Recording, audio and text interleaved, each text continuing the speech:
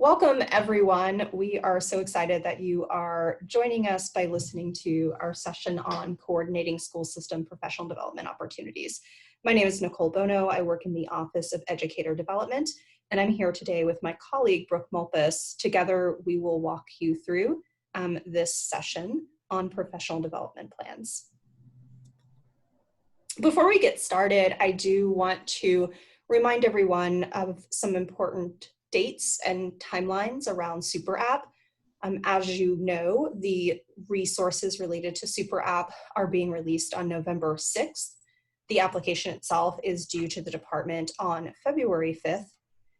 Throughout March, you'll be receiving some feedback on those plans, and you'll submit your revised Super App to the department, and then competitive funding allocations will be submitted in April.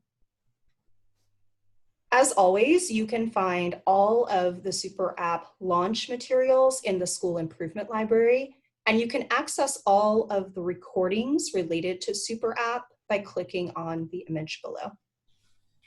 In this session today, in particular, what we're going to be spending time talking about is understanding the requirements in Super App for professional development plans, understanding the components that are required in those plans, and being able to access and use all of the planning resources that the department has provided. Before we jump into the specifics around professional development plans, I did want to take a minute to remind everyone of the way that the school system planning framework is structured. So at the top, you will have a domain, and there are 4 domains that encompass the department's most important priorities. Underneath that, you'll then have a focus area and indicator. So each domain is further subdivided into these focus areas and indicators. And then below that, you're going to see the question. And so this is where school systems will make key decisions. And then guidance. So we'll provide in this document guidance around your response to the question, around funding, and around additional resources that are available to support that work. This session today is going to provide information related to the school system planning framework area below, and that is indicator CA2, which focuses on teachers in all grade levels and core content areas receiving orientation to the curriculum, content module redelivery, opportunities to prepare for units and lessons, and ongoing support. And you can see here on the right, the specific application questions that you will answer in this section of the framework.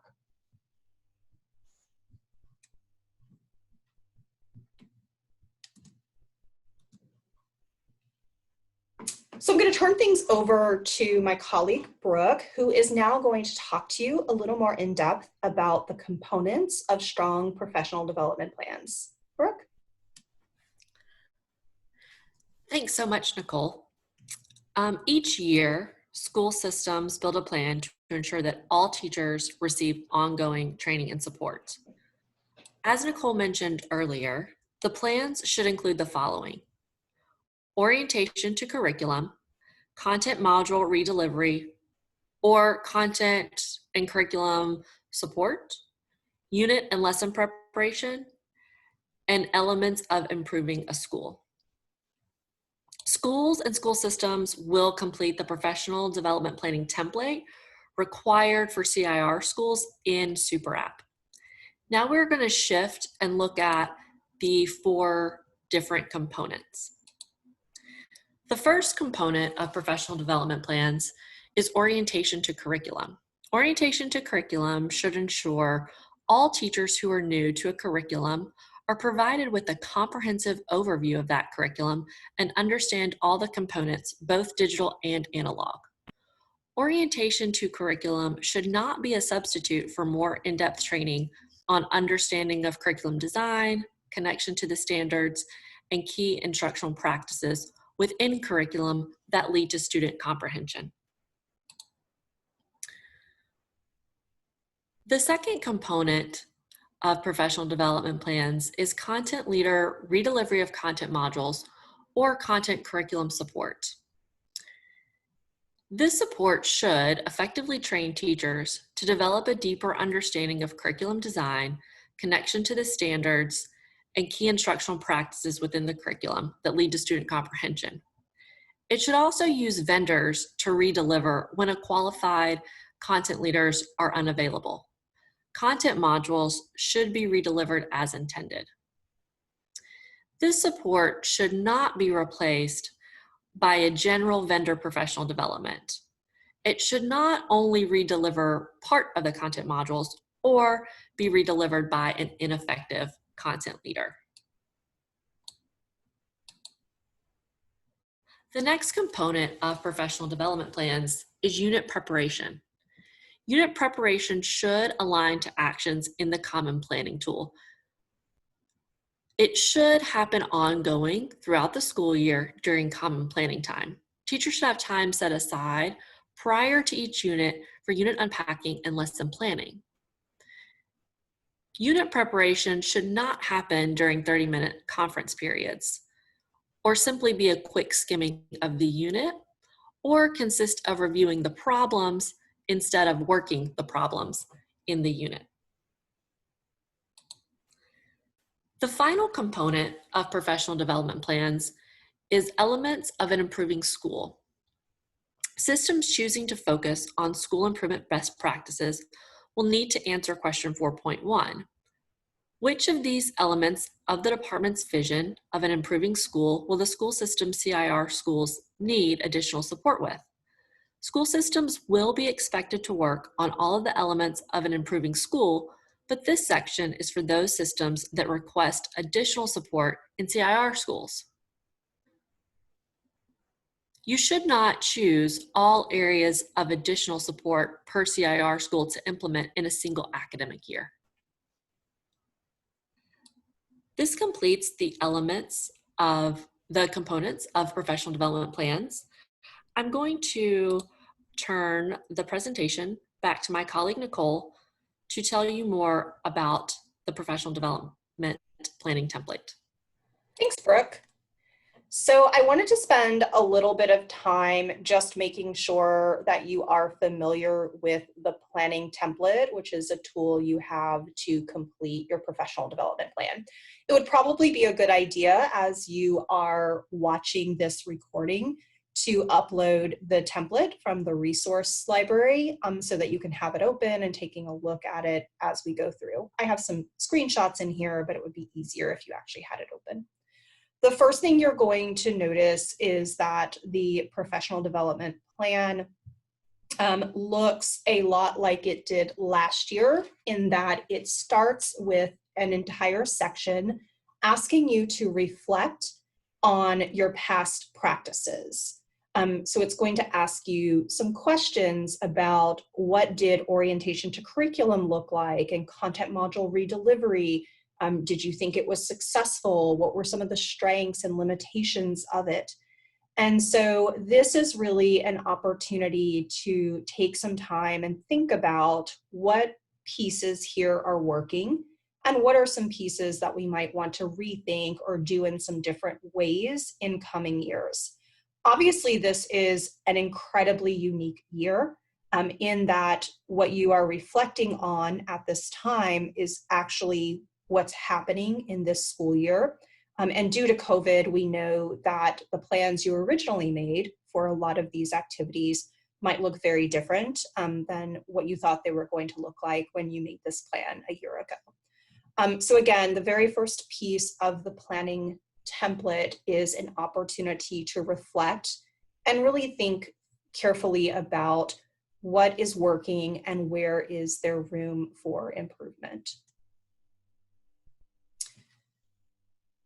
Another change that I want to highlight for you around the template from last year to this year is the way that the template is oriented. So last year, the template was oriented around content areas. And so you would see a series of questions and boxes to fill in and respond to that were centered around what are you going to do for English? And then the exact same questions for what are you going to do for math And then if you're choosing to do so, what are you doing with science? This year, the template orientation has changed a bit so that the activity is listed to the left, and these are the same ones that Brooke just spent some time telling you more about. So orientation to curriculum is the first. And then it asks questions about each of these related to all the various content areas that they might pertain to. One thing that I want to make clear is, depending on where you are in your district, you might not have all of these things happening in all of these content areas. So to be clear, you do not have to fill something in for every single one of these, only the ones that apply to your school system. So for example, orientation to curriculum is needed whenever you are implementing a new curriculum. Or it is needed for new teachers to your system who are not familiar with that curriculum. So if you are not adopting new curriculum, then you might not need orientation to curriculum for particular content areas. Another change to the template from last year to this year is the addition of this school improvement section. So as you can see, this section is connected to choosing additional supports based on particular needs that your school system may have, that you want to provide around instructional leadership teams or teacher collaboration or teaching standards. And so this was a piece that was not in the template last year, and I just want to draw your attention that this is a new section. So those are really the major changes to the template this year. Just like last year, you will complete the template. Just like last year, you don't have to use the template that is provided. You do have to upload a professional development plan as part of your super app. But if you already have that in another format, it is certainly acceptable and fine for you to upload the other format or plan that you may already have in existence. But we did want to provide a resource for you, a template for you, if you don't already have something that you are using. So you will upload it in Super App under questions CA 2.4. In addition, there are other resources that we believe may be helpful when you are working on that professional development plan, and we have listed those here so that you can easily access them. So in order to get started, you obviously first need to get out that template or get out your plan from last year. And you also really need to think about a couple of things. First of all, who in the school system is going to be responsible for completing this plan? And maybe it's a team of people, so you need to pull them together. What data might you need in order to be able to answer these questions effectively? And what decisions need to be made and who needs to be involved in that decision-making process? So we recommend that you take the following steps. First, pull together those people and have a reflective conversation about your 2021 professional development activities.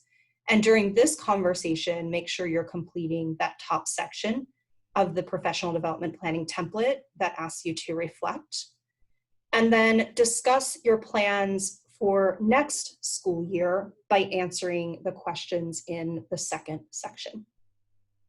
If you have any questions at all as you are completing this plan, we encourage you to reach out to your school system relations contact, who can definitely provide additional support as you are thinking about developing your professional development plan. So as a reminder, there are a number of supports for completing Super App, the entire Super App, not just this section. Those are going to be in the School Improvement Library in terms of the resources themselves. We will also be sharing information through LDOE's weekly newsletters and school system leader monthly calls. as well as super app planning support calls. As always, make sure that you are reaching out to your school system relations team members for any individualized support, and know that there will be office hours scheduled on Fridays at 10, and there'll be more details regarding this in the LDOE's weekly newsletter. We ask that you send all questions related to school system planning and super app to the email address you see here, Grants Help Desk, and make sure that you include super app in the subject line so that we can ensure that we get you a speedy response to your questions and get it answered by the appropriate person. So that concludes our presentation for today.